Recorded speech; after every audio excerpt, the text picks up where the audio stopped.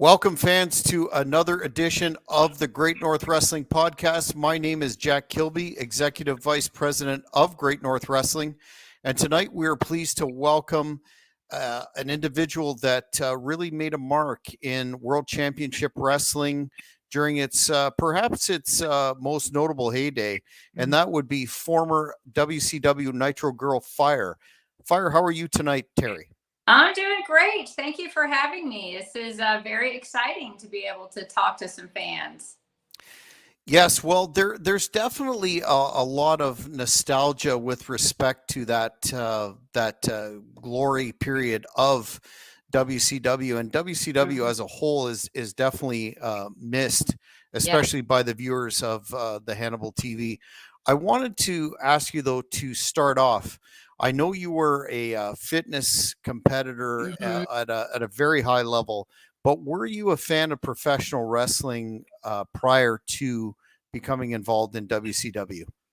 So it's funny because I grew up like many of our fans watching wrestling, and when I was a kid, I used to love Miss Elizabeth and the Macho Man.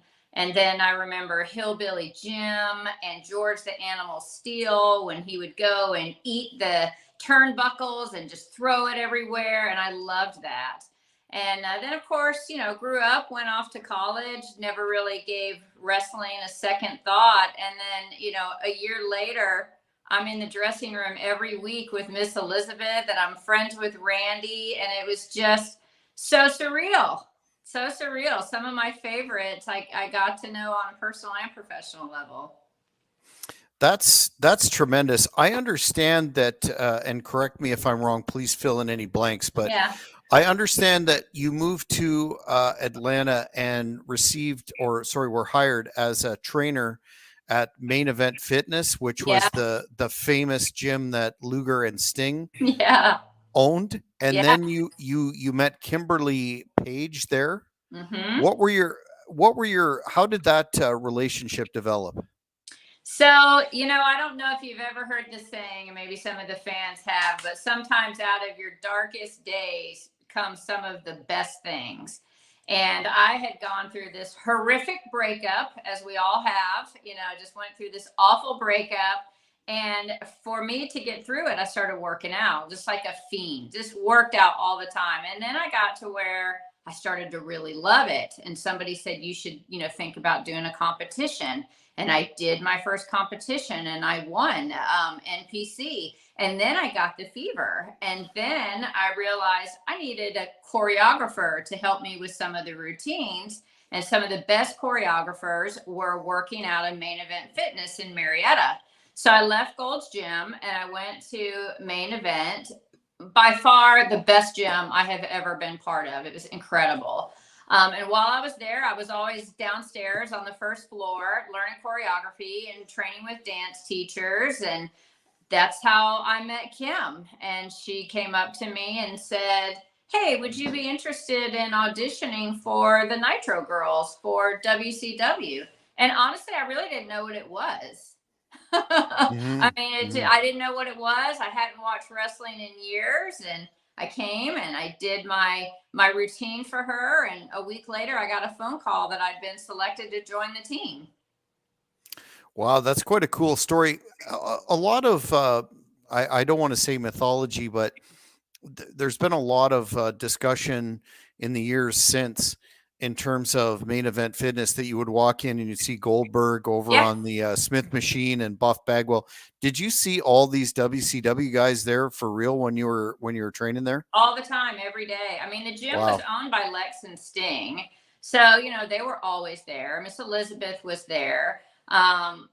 Goldberg was there. The Steiner brothers, because they're from the Atlanta area, they were there as well. My goodness, all the Nitro Girls, Paige, of course. But then there was also a lot of professional athletes in this gym because the Atlanta Falcons was right there. So you got a lot of pro ball players. I mean, it was just a hub of big guys. Yeah, you didn't think anything about it to walk in and everybody was, on the cardio side of the house, getting their 30 minutes in with their jug of water. That's great. Yeah. So when she, Kimberly, indicated that this position was open, can you walk the fans through the process of how you did? Was there an audition per se, Yeah. or did you? Okay, could you walk the fans through that process, please? Yes, so I had to audition, and at the time, I had been competing in fitness competitions. And fitness is different than bodybuilding. You know, go out there and you flex and do poses. You do a combination. It's like a dance routine, but it needs to include areas of strength. So I did tricep push-ups. I did a one-handed push-up with a leg in the air. You know, I had some gymnastic stunts in it. So I did that routine for her. And she called me about a week later after doing the routine and said, I have a question for you. Would you consider changing your hair color to being red? Because at the time, I didn't have red hair.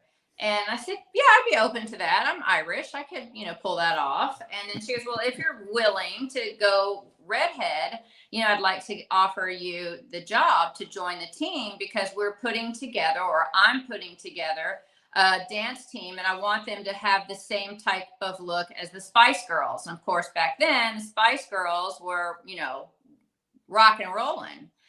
And of course, at that point, you know, later I realized that she'd hired Che and Melissa. So we had the blonde and we had the African American, and, you know, we had the whole team, and I was the redhead. So, and I've been a redhead ever since. I don't even remember what my hair color was before. Well, that's fabulous. When you came in, did they propose the name Fire right away, or was that something that was developed in collaboration with yourself, or how did that happen? So we all had the autonomy to choose our own names. And it was based on our personality. And my last name is Byrne, Byrne. And I'm an Aries, and the sign of Aries is it's a fire sign. So I instantly just knew my name was going to be Fire, and it was FYRE, just like my last name is Byrne, and just like my astrological sign and my temperament. And I just was like, yeah, that's it. I never even gave it a second thought. And what's funny about that is that AC Jazz, who was on the team with me, she probably changed her name every day. I mean, for like 10 days, it went from, I'm going to be Sky, I'm going to be Blue, maybe it's this. And then she finally landed on AC Jazz, but it took her forever. But for me, I instantly knew it was Fire. That's great.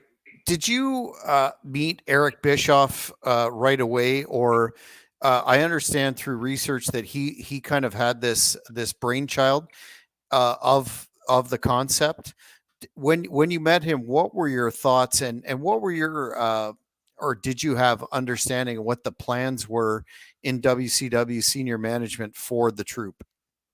So when I met him, he's a little bit intimidating, and most of the communication went from Eric Bischoff to Kim, and Kim really acted as the director and the manager of our team. So she would talk to us about what Eric wanted, what he didn't want, you know, that sort of thing. So we didn't have too many meetings where it was all the Nitro girls, Kim and Eric. The two of them really talked a lot about the vision, what he wanted and what he didn't. Now, one thing that he was very clear about from the very beginning with the Nitro Girls is that at the time, WCW was really more of a family show, and it really appealed to families and kids. And, you know, he wanted families to bring their young kids to the show, and he didn't want the Nitro Girls, you know, having, you know, thongs on and stuff hanging out. And he really did not want that look. So he was very particular about our costumes, everything being tasteful. Of course, it was skimpy. You know, we all dress pretty skimpy, but nothing like what has been going on some other shows since then. I remember there was one dance that we did. It's a chair dance. And part of the routine, we were on our backs on the chair and we go into splits. Very beautiful choreography. Eric did not like it because he thought it was far too provocative for our audience, and we didn't do that dance for a long time. So he had a very clear vision, because he wanted WCW to be something special and separate it from the other networks at the time. Now, some of the information online indicates that there were plans, even initially, for a dedicated show to the Nitro Girls. Is that correct, or how was the vision, the long term vision, laid out for you when you got there, or was it? I never heard that. Now, there was a lot of rumors. There was a lot of talks about working us into the storylines, and we had just started to do that towards the end, where the Nitro Girls had this big fight backstage when Kimberly left. And then half of us went good and half of us kind of went NWO. And that was the beginning of some storylines. I loved that. I wish that we could have gone even more in that direction. But I never heard anything about us having our own show. We did have a Nitro Girl pay-per-view that really, when we're together, all of us, we're hilarious. And we have like a great just vibe, and we can talk about anything and everything. But the magic that's in the Nitro Girls was kind of lost in the pay-per-view. It felt very contrived and kind of forced. I was disappointed in it. It didn't work. But I think if we did something that was more non-scripted, it would go over like gangbusters. So when the troupe formed, and you were, getting a lot of TV time during that period when, the Monday Night Wars were perhaps the most eyeballs were on the products.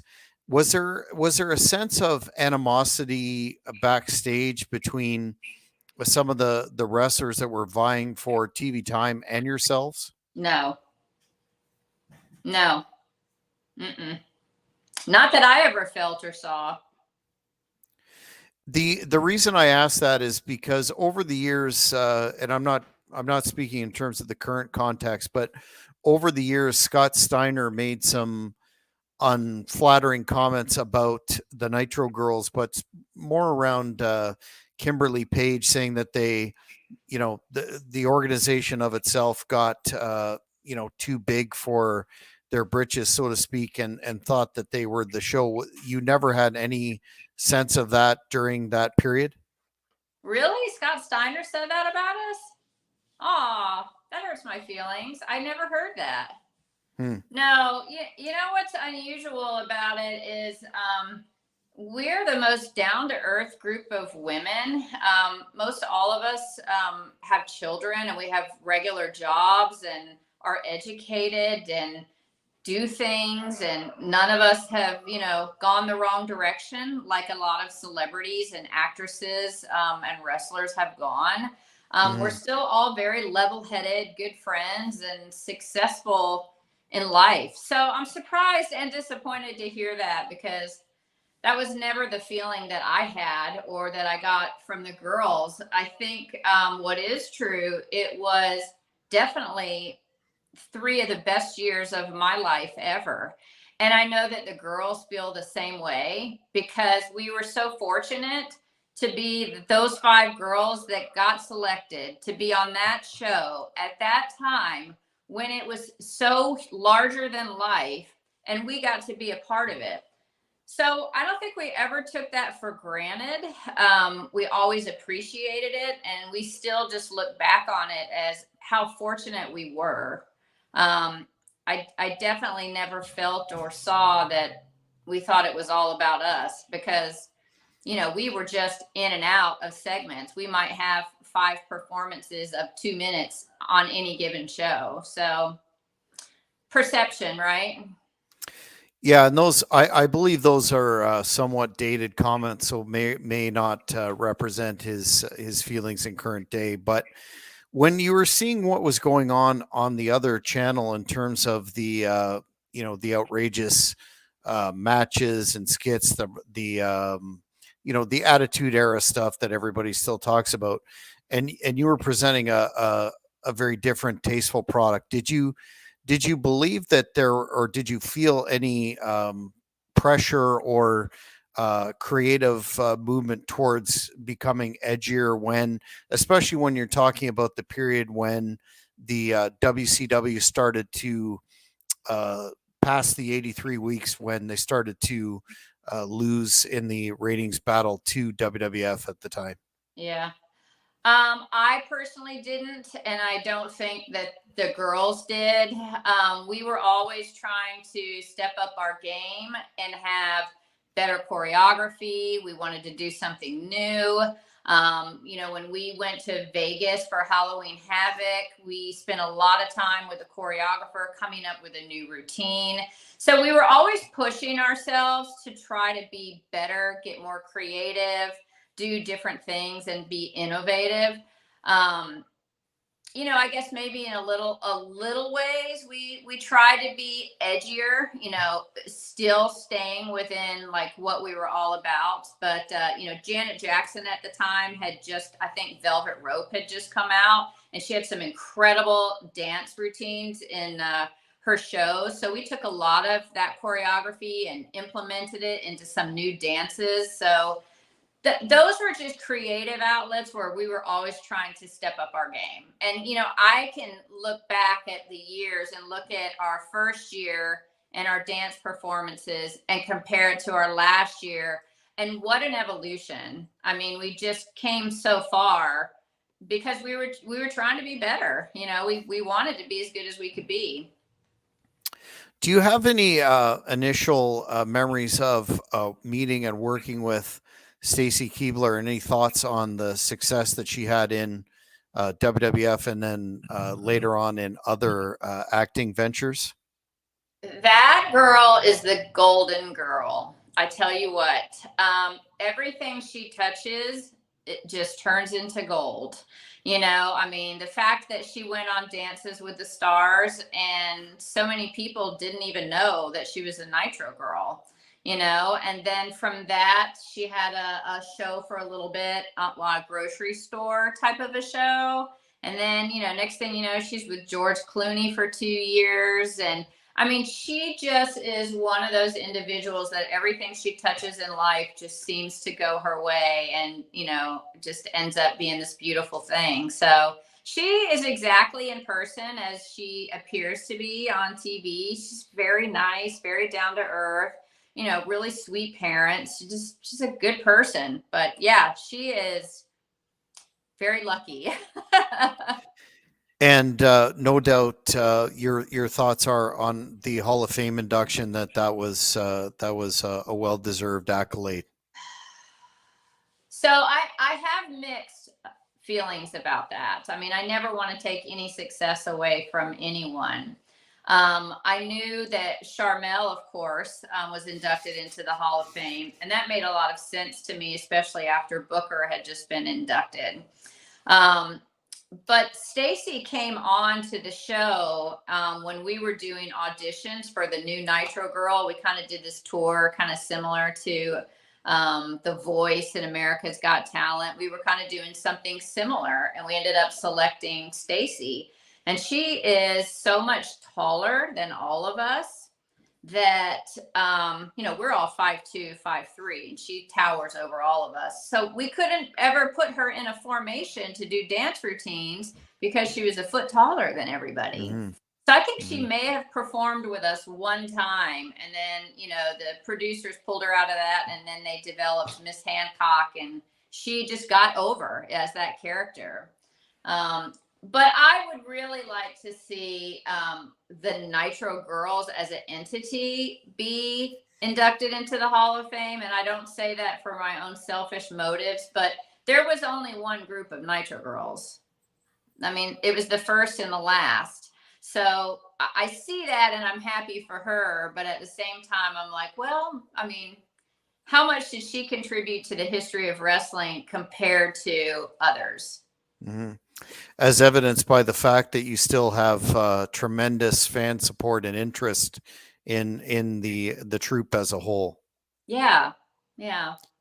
So you touched on the pay-per-view that was that aired in August of '99.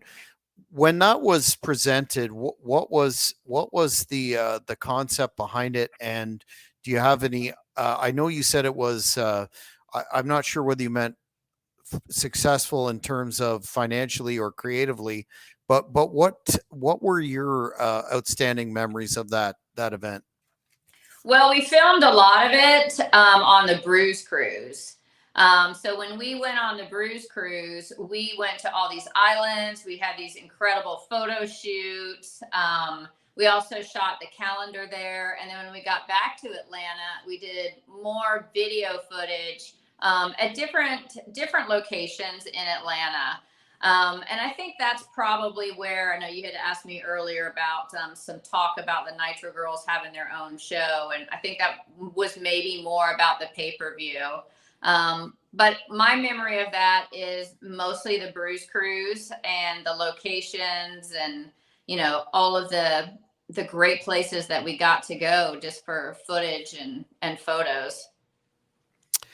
You also did some work on the movie, which is one of my guilty pleasures, Ready to Rumble, with David Arquette and Oliver Platt. Do you have any recollections of that experience? Oh my God, so many, so many. I learned so much from that experience because the very first scene that we filmed in that movie is the last scene of the movie. So the very last scene of the movie, and I don't want to ruin it for anybody who hasn't seen it yet, but it is a Hummer with a hot tub in the back of the Hummer. And in the Hummer is the lead actor and two girls in bikinis kissing him on the cheek as the Hummer drives away. And it's at nighttime. And I think Che and Goldberg were in the front seat of the Hummer. So it's Martin Landau, who was the actor in the movie, and me and Charmel are flanking him. And as the Hummer drives away, we kiss him on the cheek. So that was the very first scene that I did, was in a bikini, in a hot tub, in a Hummer, kissing Martin Landau on the cheek. And we must have done that 6 takes. And it was like 2 a.m. So that was a memory, because I remember calling my mom from LA going, "Mom, I just kissed Martin Landau on the cheek,"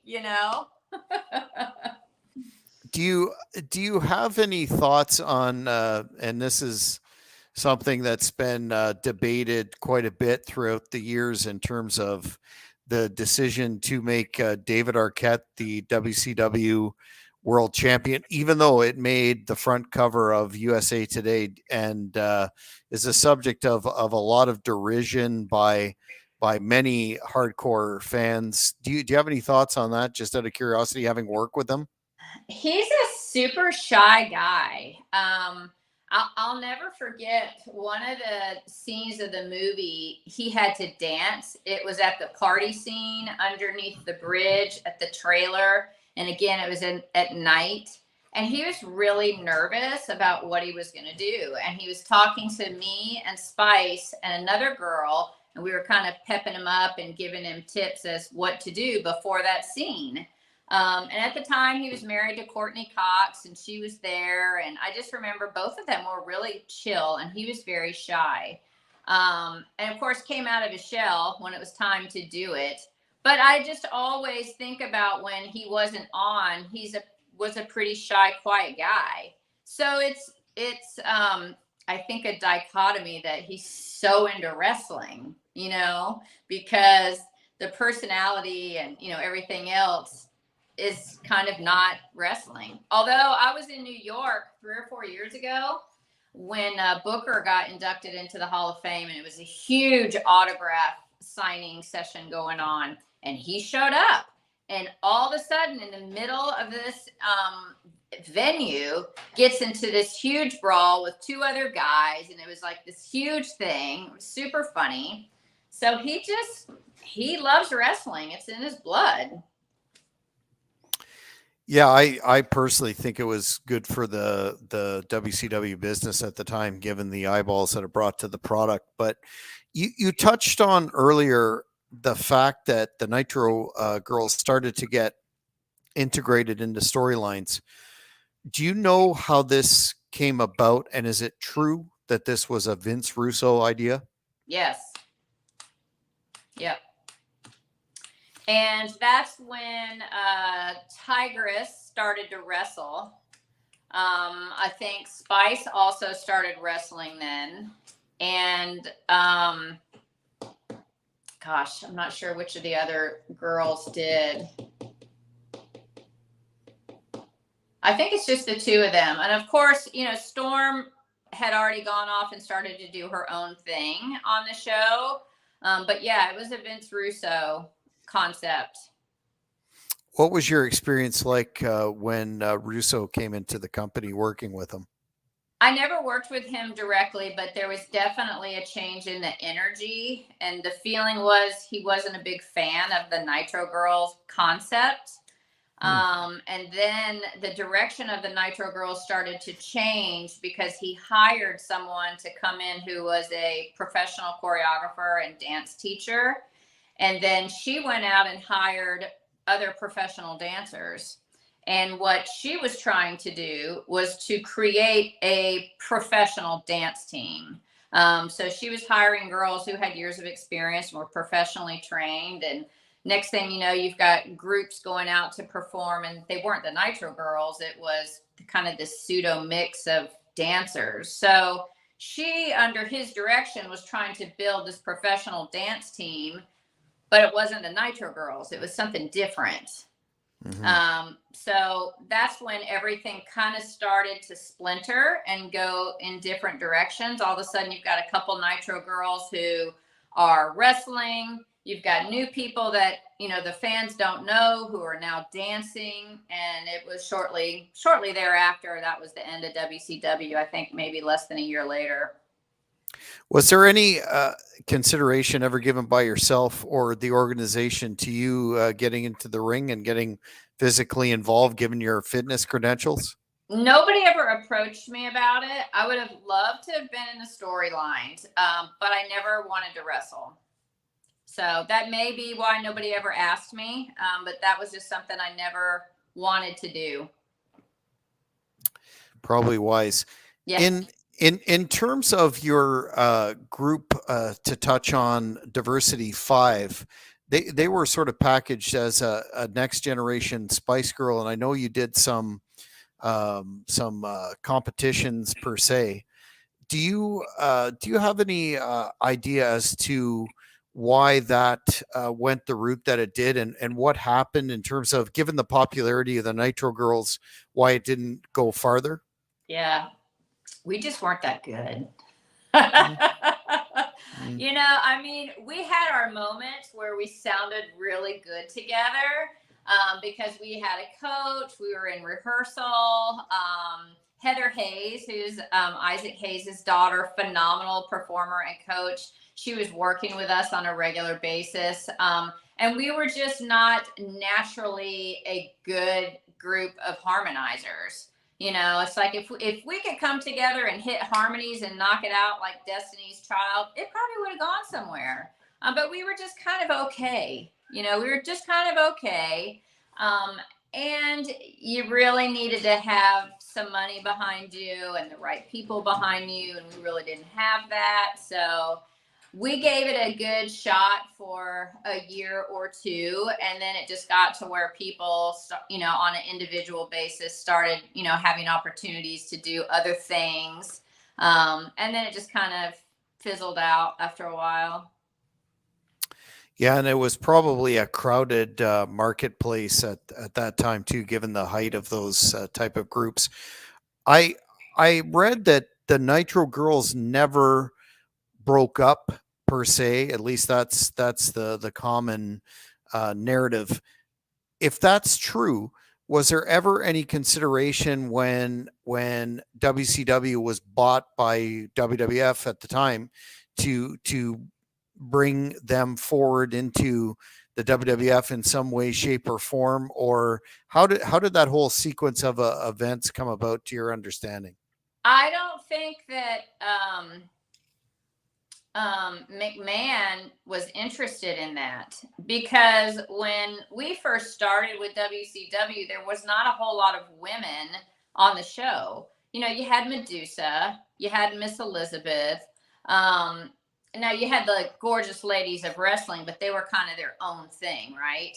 So there were not a lot of women in wrestling. Well, that changed pretty quickly over at WWF at the time. All of a sudden they started having a lot of women. They had China, and it just became more and more. So I think, you know, and I'm just surmising, but I just never felt like there was the need or the demand for WWF to bring the dance team over, because they had the female stars that were attracting those viewers. Yeah, and a fan is pointing out that Total Nonstop Action can thank the Nitro Girls for paving the way with their, especially in the fairgrounds years when they had the dancers individually. I'm assuming you're familiar with that. Yeah, yeah. And that's what I mean when you ask about the Hall of Fame. You know, I feel like we were an imprint that there was only one of that has carried on, you know? So, and that's a Well, we perfect example. we should get that hashtag going for the Hall of Fame. Charles Stephen Ernst, a fan, is asking, did you have guaranteed contracts or just paid appearance? Well, we had a guaranteed contract with WCW, and then when we started to do appearances, we got payment individually. Gotcha. Now, this question is somewhat a couple of parts to it, but I'm. Do you still, or at least in the last number of years, have you watched the product in terms of the women's revolution? No.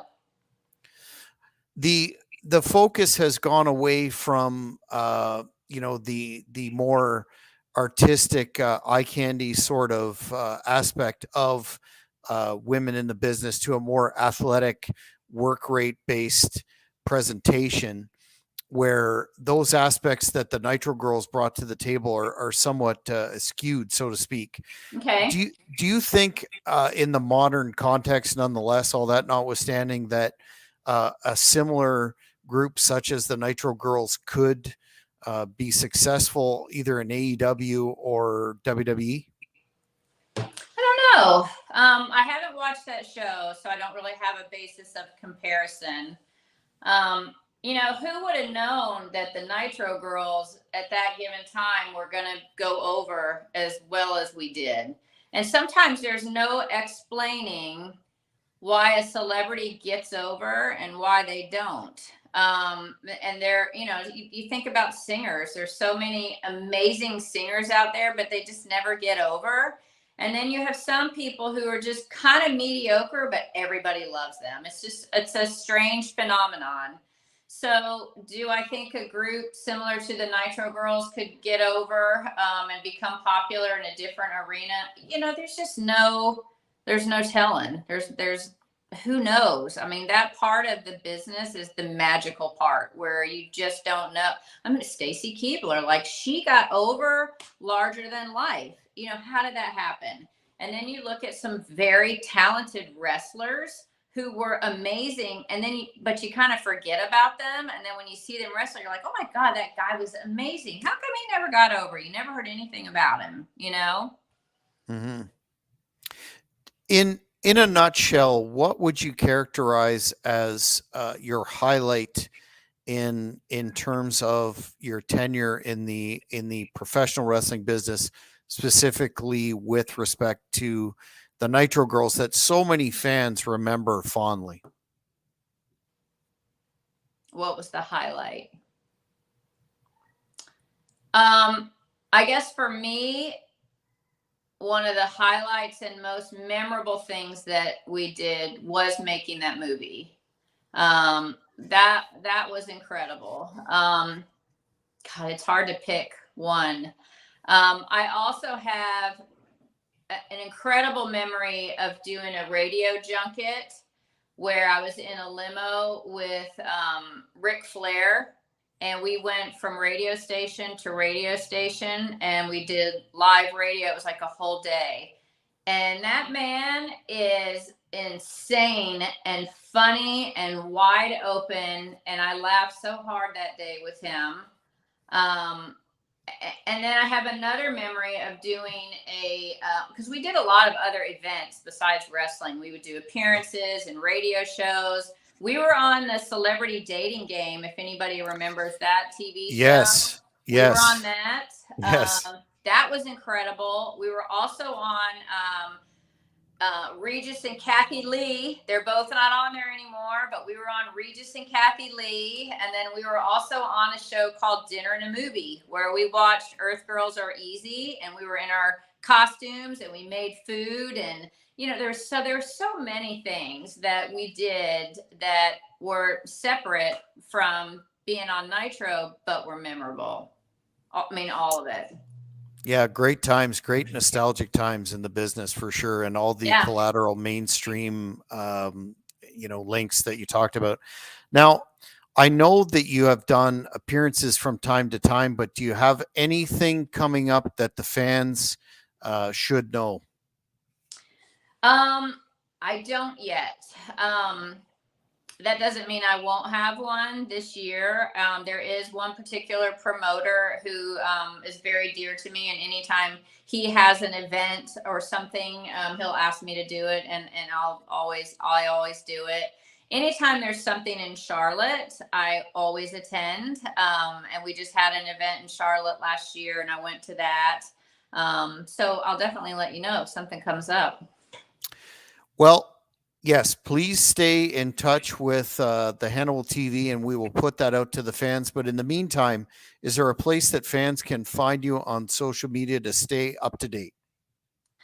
I am not on social media that much anymore, and it's ironic because now my career is in a completely different arena. I'm a campus president for a college. So I don't have a lot of social media anymore because I'm just, doing a different type of profession. It is funny though, because every once in a while, one of my students will come up to me and kind of give me the side eye. And I finally had a handful of girls one day last week go, Miss Byrne, were you on wrestling? And I was like, yes, I was. We knew it. Our campus president was a wrestler. And I'm like, no, I wasn't. That's cool. But it's so funny because I still have a lot of my students who recognize me. Before we let you go, and thank you, you've been very generous for your time. A fan is asking, do you stay in touch with the other girls in the troupe? Yes. Tigress, she lives here in Charlotte. She is one of my best friends, and we've spent the last 3 Thanksgivings together. Melissa Spice, she was just in town last week, and all of us had kind of a weekend get together at Vanessa's house. My birthday was just in April, and Che flew in and spent the birthday weekend with me, Melissa, Vanessa. We talked to Kim recently. Donna, who was a PA and worked in marketing for WCW. She lives here in Charlotte. I see her occasionally. So yes, we are all still very connected. We have a Nitro Girl text thread where we still keep in touch with Chiquita, Carmel, Charmel, AC Jazz. So yeah, we're still very tight. Well, that's tremendous and definitely rare in this business. Terry, I want to thank you for your time this evening, and please stay in touch, and we'll keep the fans that are very interested in the Nitro Girls phenomenon still in touch with everything that you have going on, including appearances in the future. Thank you so much. It was fun. I appreciate the opportunity. Thank you. Once again, fans, this has been a special edition of the Great North Wrestling Podcast. We will see you next time. Thank you for watching the Hannibal TV. Please like this video if you enjoyed it, and click the subscribe button to not miss any of our latest shoot interviews, match videos, or news updates. Follow us